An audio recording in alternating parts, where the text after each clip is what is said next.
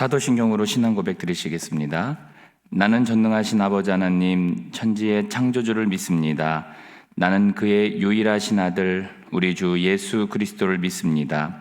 그는 성령으로 잉태되어 동정녀 마리아에게서 나시고 본디오 빌라도에게 고난을 받아 십자가에 못 박혀 죽으시고 장사된 지 사흘 만에 죽은 자 가운데에서 다시 살아나셨으며 하늘에 오르시어 전능하신 아버지 하나님 우편에 앉아 계시다가 거기로부터 살아있는 자와 죽은 자를 심판하러 오십니다.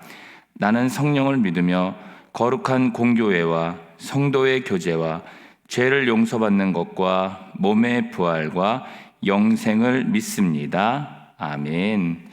우리 찬송가 325장 찬양하시겠습니다. 찬송가 325장 예수가 함께 계시니 함께 찬양하겠습니다.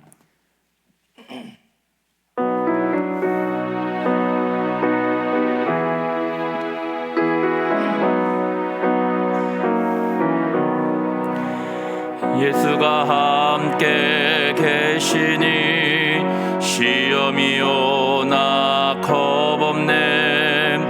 기쁨의 근원 배신은 예수를 위해 삽시다.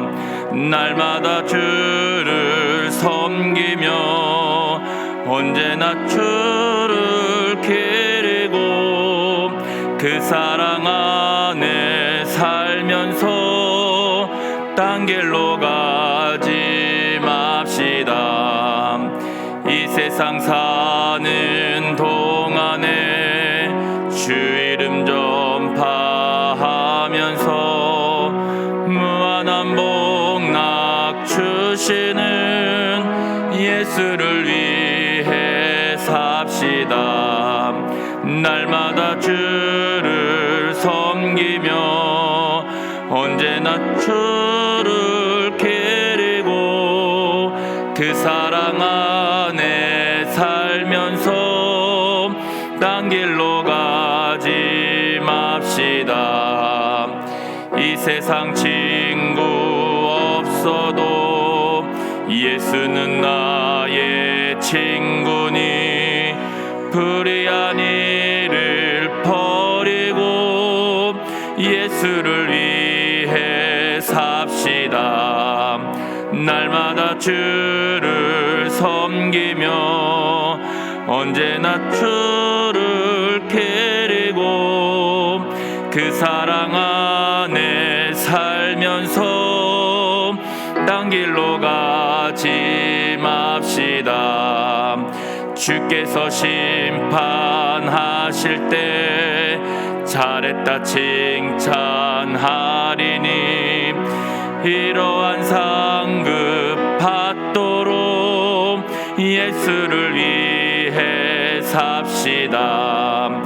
날마다 주를 섬기며 언제나 주를 기리고 그 사랑 안에 살면서 딴 길로 가지 맙시다. 아멘. 오늘 우리가 함께 읽은 하나님의 말씀은 창세기 39장 11절부터 23절까지의 말씀입니다. 창세기 39장 11절부터 23절까지의 말씀입니다. 우리 한 절씩 교독하시고 마지막 절은 함께 봉독하겠습니다. 그러할 때에 요셉이 그의 일을 하러 그 집에 들어갔더니 그 집 사람들은 하나도 거기에 없었더라. 그 여인이 그의 옷을 잡고 이르되 나와 동침하자. 그러나 요셉이 자기의 옷을 그 여인의 손에 버려두고 밖으로 나가매 그 여인이 요셉이 그의 옷을 자기 손에 버려두고 도망하여 나감을 보고 그 여인의 집 사람들을 불러서 그들에게 이르되 보라, 주인이 히브리 사람을 우리에게 데려다가 우리를 희롱하게 하는도다. 그가 나와 동침하고자 내게로 들어오므로 내가 크게 소리 질렀더니 그가 나의 소리 질러 부름을 듣고 그의 옷을 내게 버려두고 도망하여 나갔느니라 하고 그의 옷을 곁에 두고 자기 주인이 집으로 돌아오기를 기다려 이 말로 그에게 말하여 이르되 당신이 우리에게 데려온 히브리 종이 나를 희롱하려고 내게로 들어왔으므로 내가 소리질러 불렀더니 그가 그의 옷을 내게 버려두고 밖으로 도망하여 나갔나이다.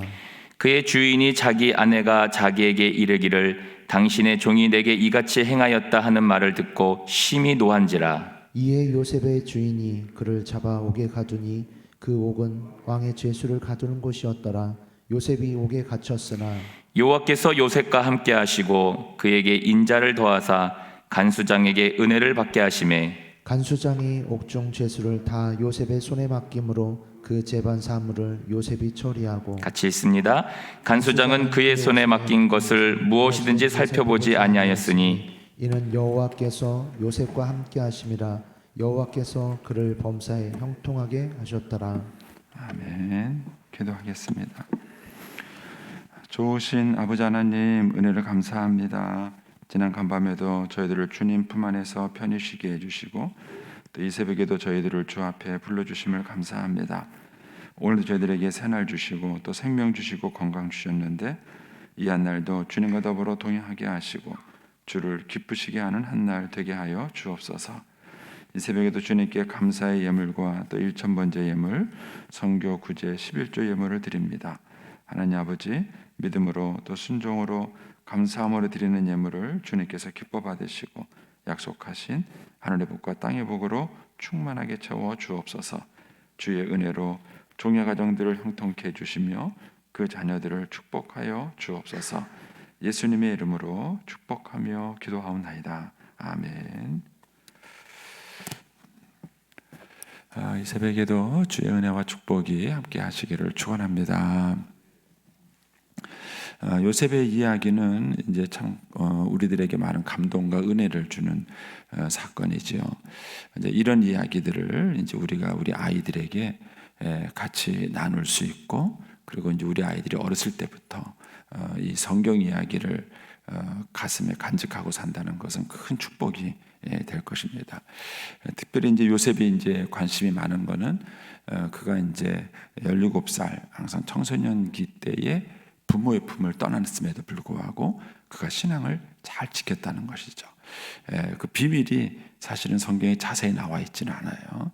근데 이제 야곱이 어쨌든 이 요셉을 그렇게 신앙으로 잘 키웠다는 것과 그 다음에 그렇게 이제 부모의 품을 떠나서 살았음에도 불구하고 요셉이 하나님의 은혜 가운데 형통한 자가 되었다 하는 것이 요셉이 이제 우리가 다음 세대를 생각하면서 우리에게 참 도전을 주는 그런 좋은 인물인 것입니다.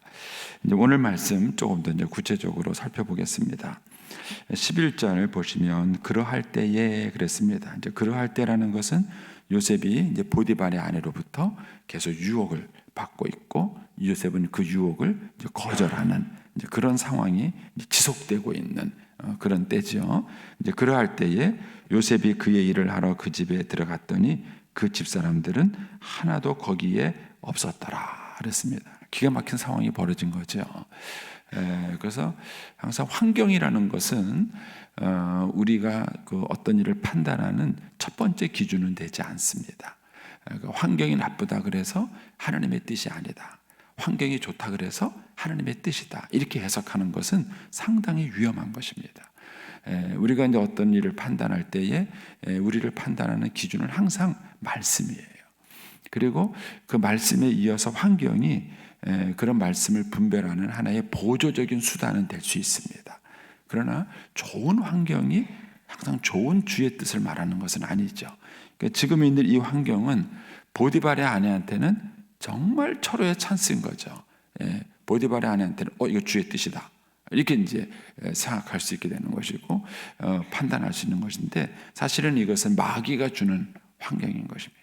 죄를 범할 수 있는 그런 정말 좋은 그런 이제 환경이 이제 요셉에게 주어진 것이죠. 그래서 이제 여기 보면은 그 집 사람들은 하나도 거기에 없는 상황이 벌어집니다. 이제 그러니까 12절에 보니까 그 여인이 그의 옷을 잡고 이르되 나와 동침하자 그랬습니다. 이제 이 앞에 이 여인이 이제 그 요셉을 유혹한 상황을 여러분들이 이제 보세요. 보면은 처음에는 이제 눈짓으로 요셉을 유혹합니다. 눈짓으로. 그러다가 이제 날마다 그 유혹을 해요. 여기서는 이제 아예 노골적으로 요셉의 옷을 잡고 이렇게 늘어지는 것입니다. 그러니까는 얼마나 강력하게 요셉에게 이제 이런 유혹이 다가왔는가 하는 것을 볼 수 있습니다. 그래서 그 여인이 그 옷을 갖고 나와 동침하자. 그러니까 요셉이 어떻게 했습니까? 자기의 옷을 그 여인의 손에 버려두고 밖으로 나갔다. 그랬습니다. 이제 이 표현이 참 여러 가지 많은 것들을 이제 의미합니다. 그 요셉은 여인의 유혹을 받고 있을 때 마음이 흔들렸는지도 모릅니다. 마음이 흔들렸는지도 모르고, 그런데 이런 유혹을 받았을 때 요셉은 그것을 단호하게 끊었어요. 그 옷을 버려두고 그것을 빠져나온 것입니다. 성경에서는 뭐라고 얘기를 하느냐면 잠언에 보면은 음녀의 얘기를 하면서 그의 집문 근처도 가지 마라, 이런 얘기를. 그의 집문 근처도 가지 마라. 사도 바울은 뭐라고 권면하면은 이름도 부르지 마라, 이렇게 말해요. 이름도 부르지 마라. 그러니까는 이 악에 관해서는요 철저한 것이죠. 그러니까 만약에 요셉이 여기서 만약에 조금 더 참았다, 좀 더 시간을 끌었다면은 요셉이 죄의 유혹을 넘어서지 못했을 수도 있었을 것입니다. 근데 요셉은 단호했던 것입니다. 그 여인이 옷을 잡고 늘어졌을 때 그냥 그 옷을 벗어두고 그 자리를 바로 빠져나온 것입니다. 여러분, 죄는 굉장히 강력한 힘이 있는 것입니다. 죄는 우리의 힘으로 이길 수 있는 것이 아니에요. 그래서 예수님께서 오셔서 우리의 죄값을 치러주셨고, 그리고 성령님이 오셔서 우리로 하여금 죄를 이길 수 있도록 해주는 것입니다. 그런데 안타까운 것은 우리 어른들이 자녀들에게 죄가 얼마나 무서운지를 가르쳐주지 않습니다. 죄가 무서울까요? 강도가 무서울까요? 어떤 게 더 무섭다고 생각하세요? 죄가 무서울까요? 강도가 무서울까요? 죄는 굉장히 강력한 힘이 있어요. 이제 이 요셉은 그 죄의 힘을 알았던 거예요. 단호하게 그걸 끊어버렸고, 그 자리에서 옷을, 그 여인이 붙잡는 옷을 벗어두고 그 자리를 바로 요셉은 이제 빠져나왔던 것입니다. 이제 그리고 나니까 이 여인의 태도가 이제 돌변한 것이죠. 이해가 돼요. 그렇죠? 생각해 보세요. 어떤 사람을 계속 사랑하고 막 매달렸는데 그 사람이 그냥 그 단호하게 그거를 탁 뿌리치고 나갔을 때 이 여자가 받았을 상처, 그리고 또 자존심 다 내버렸잖아요. 자기 자존심 다 내버리고 이제 요셉을 이렇게 붙들고 매달렸는데 요셉이 매몰차게 그것을 그냥 탁 뿌리치고 나갔을 때 이 여인이 입었을 그 마음의 상처 충분히 이해가 되지요. 그러니까 이제 요셉을 향했던 마음이 이제 변한 것이죠. 변해서 그것이 뭐가 됩니까? 이제 미움이 된 것입니다. 증오가 되고 복수심이 된 것입니다. 그러니까 이제 자기 집사는 이제 요셉에게 죄를 뒤집어 씌우기 시작합니다. 14절에 가면은 그 여인이 집사람들을 불러서 그들에게 이르되 하면서 이제 요셉이 나한테 이렇게 했다 하고 이제 객관적 증거물을 만드는 거예요. 굉장히 영악한 여자죠. 이렇게 만들고 이제 그러고 난 다음에 이제 16절에 가면은 옷을 두고 이제 자기 남편이 올 때까지 기다린 것입니다. 그리고 난 다음에 17절에 가서 이제 남편한테 요셉을 고발하는 것입니다. 당신이 우리에게 되어온 히브리 종이 나를 희롱하려고 내게로 들어왔습니다. 소리 질렀더니 그가 이제 나갔다, 이렇게 얘기합니다. 이런 이제 상황들을 보면 이 보디발의 아내는 요셉을 뭐예요? 사랑한 건 아니에요. 사랑을 아닙니다. 요셉을 그냥 정욕적 대상을 생각한 것입니다. 우리가 이제 젊은이들에게 성에 대해서 가르칠 때 이 부분이 되게 중요해요. 이제 저도 어제도 이제 우리 목사님들하고 얘기하다가 이제는요 20대 아이들이 나누는 성 얘기를요 이제는 고등학생이 나눕니다. 그래서 고등학생들이 아이들을 얘기 나누면서 이런 얘기를 해요. 혼전 동거 어떻게 생각해? 어떻게 생각하세요? 혼전 동거. 예? 안 되시죠? 예. 우리 교회, 다른 교회가 아닙니다. 우리 교회 고등학생의 답변은 뭘까요? 모르시죠? 예. 우리 교회입니다. 우리 교회 고등학생의 답변은 한번 해볼 만한 거야. 이렇게 말했어요. 여러분, 지금 여러분들이 갖고 있는 생각과 우리 아이들이 갖고 있는 생각이 얼마나 다른지 아세요? 우리 교회예요. 우리 교회 고등학생의 생각이 뭐냐면 혼전 동거 가능하다고요. 그것도 고등학생이에요. 그럼 언제 가르쳐야 됩니까? 아이들에 대해서, 이 성에 대해서 언제 가르쳐야 됩니까? 여러분은 언제 가르치세요? 여러분 언제 가르치세요? 이게 이제 연령이 훨씬 낮아진 거예요. 이 아이들에게 이런 얘기를 하고 가르쳐야 될 그 연령이 훨씬 더 지금은 낮아진 것입니다. 낮아졌습니다. 그러면은 그 아이들에게 뭘 가르치겠습니까? 뭘 가르치? 그리고 어떻게 이야기를 꺼내시겠습니까? 야, 갑자기 딱 앉혀놓고, 야, 아빠랑 성에 대해서 얘기 좀 하자. 그러면 얘기가 되겠어요? 그러면 무슨 그 아이가 어떻게 그런 얘기를 하실 수 있겠냐고. 그러니까 이제 이런 성경 이야기가 아이들에게 이런 이야기를 꺼내기가 정말 좋은 그런 재료가 되잖아요. 예? 이런 얘기를 다. 네 생각은 어떠냐? 네 생각이 볼 때는 이 여인이 요셉을 향했던 것은 사랑일까? 이렇게 얘기를 꺼내면 자연스럽게 우리가 성에 대한 이야기를 우리 아이들에게 얘기를 꺼낼 수 있는 거예요. 그리고 아이들의 생각도 들어볼 수 있는 거예요. 네 생각은 어떻게 생각해? 그러고 난 다음에 거기서 현대적인 이야기를 우리가 아이들에게 물어볼 수 있어요. 요즘 아이들은 혼전 동거도 한다 그러는데 그럼 네 생각은 어떻게 생각하냐? 이렇게 아이들에게 자연스럽게 얘기를 물어볼 수 있습니다. 그리고 그 아이들에게 진짜 중요한 것이 무엇인지를 가르쳐 줄 수 있습니다. 여기 보면 이 보디발의 아내는 이제 성적인 관계에 있어서 그 태도의 요셉을 대했던 그 전과 후가 너무 다른 거예요. 전에는 정말 애절한 눈빛으로 요셉에게 눈짓도 하고 날마다 청혼도 하고 자존심도 버리고 막 요셉에게 매달리고 그랬어요. 그러나 그랬던 사람을 확 마음이 뒤집어지고 나니까 순식간에 그 요셉을 죽여버려야 되겠다, 멸망시키겠다는 생각으로. 이건 사랑이 아니에요. 이런 걸 또 보여주는 게 누구냐면은 암논입니다. 암논은 다말을 사랑해가지고요 병이 들 정도였어요. 몸이 바짝바짝 마르고 병이 들 정도로 다말을 사랑했어요. 그런데 그 다말과 성관계를 갖고 나니까는요 갑자기 그 마음이 돌변했어요. 돌변하고 그리고 난 다음에 다말을 미워한 거예요. 성이라는 것은요 행위를 통해서 사랑을 확인할 수 있는 것은 아니지만, 그러나 그 성을 통해서 진정한 사랑이 무엇인지를 테스트해 볼 수 있는 굉장히 중요한 바로미터가 되는 거예요.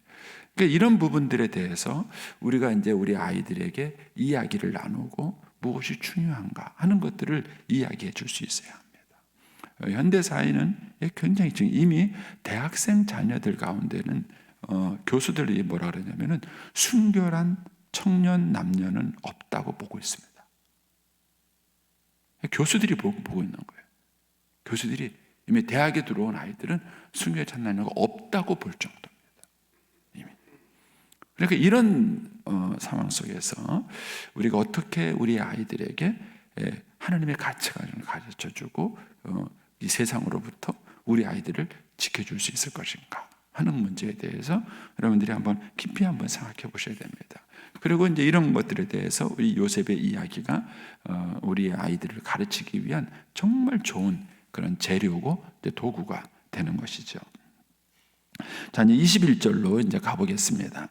이제 이런 상황에서 요셉이 이제 감옥에 갇혔어요.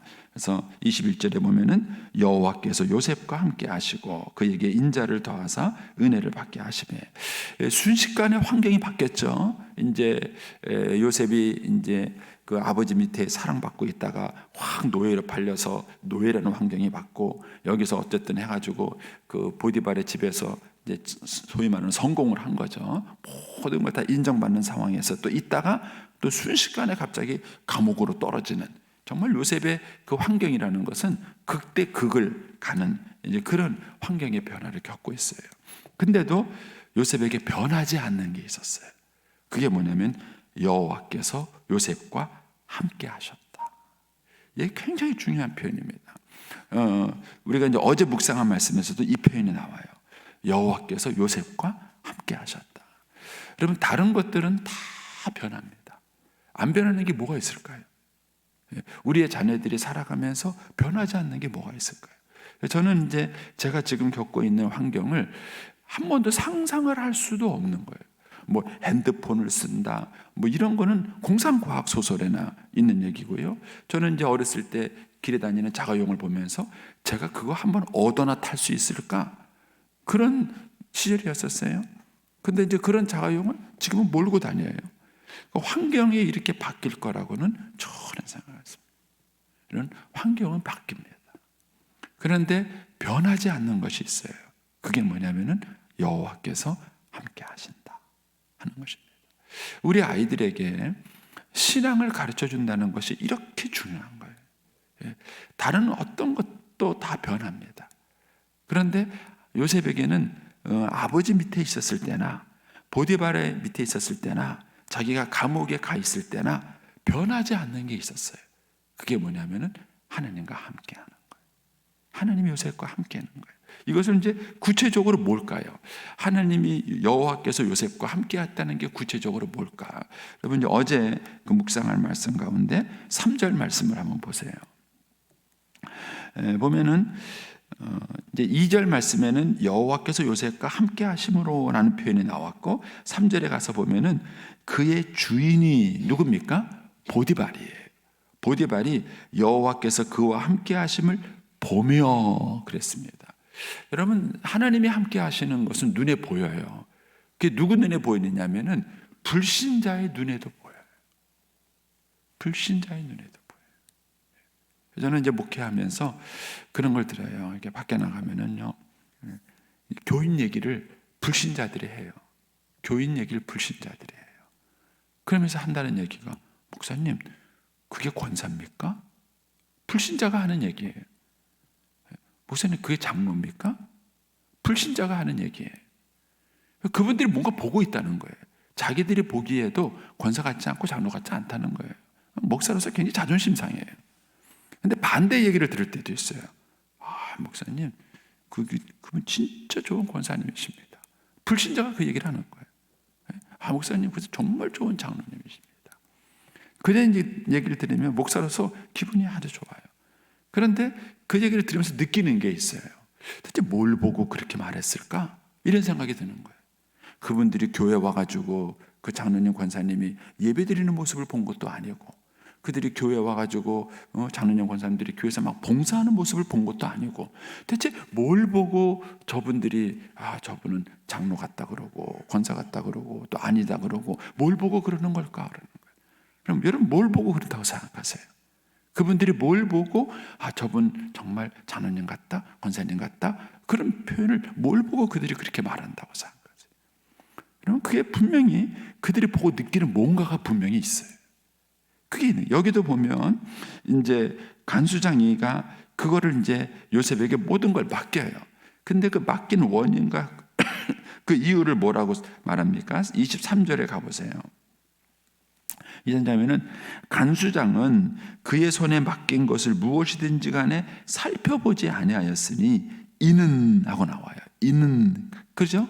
그러니까 요셉, 간수장이 요셉을 믿었어요. 여러분들이 이제 어떤 일꾼이 있어요. 일꾼이 있는데 이게 맡겨놓고 그냥 확인도 안 해보고 걔한테 맡겨놓은 거면 다 믿는 그런 사람 여러분 주변에 있나요? 여러분 주변에 있나요? 저는 솔직히 우리 부목사님이 가끔 불안해. 우리 부목사님들 뭐 맡겨놓고 나면은 가끔은 불안해. 아직은 불안해요. 아직은 불안해요. 목사님. 근데 사실은 뭘 탁 맡겨놓고 걱정이 하나도 안 돼요. 이게 보디발도 똑같았어요. 보디발도 요셉에게 탁 맡겼고 뭐만 간섭했냐면 먹는 음식만 간섭했어요. 이건 입맛이 그만큼 까다롭다는 거예요. 그러니까 자기가 먹는 음식 외에는 요셉에게 다 맡겼어요. 여러분 어느 정도 사람이면은 여러분 맡길 수 있겠어요? 여러분 맡길 수 있겠어요? 그런데 그렇게 요셉을 이제 간수든 보디발이든 요셉을 믿고 맡길 수 있었다는 얘기는요, 요셉이 적어도 성실했다는 얘기, 믿을만했다는 얘기예요. 그리고요, 성실하고 믿을만한 게 아니라 실력도 있었다는 거예요. 그럼 어떤 사람은 믿을만해요. 참 사람은 좋아요. 근데 실력이 안 되는 사람이 있어요. 실력이 안 되는 사람은요, 사람은 참 믿을 만한데 일은 좀 불안해. 일은 좀 불안한 거예요. 사람은 믿을 만한데 일은 좀 불안한 거예요. 또 어떤 사람은 실력이 있어요. 일은 정말 잘해. 근데 사람을 못 믿겠어. 저놈이 언제 내 뒤통수 칠지 모르겠다. 이런 경우도 있어요. 그러니까는 누군가에게 믿고 모든 걸 받겠다는 얘기는 사람도 믿을 만하고 실력도 믿을 만하다는 거예요. 그러니까 뭘 맡겨놓으면 걱정이 안 되는 거예요.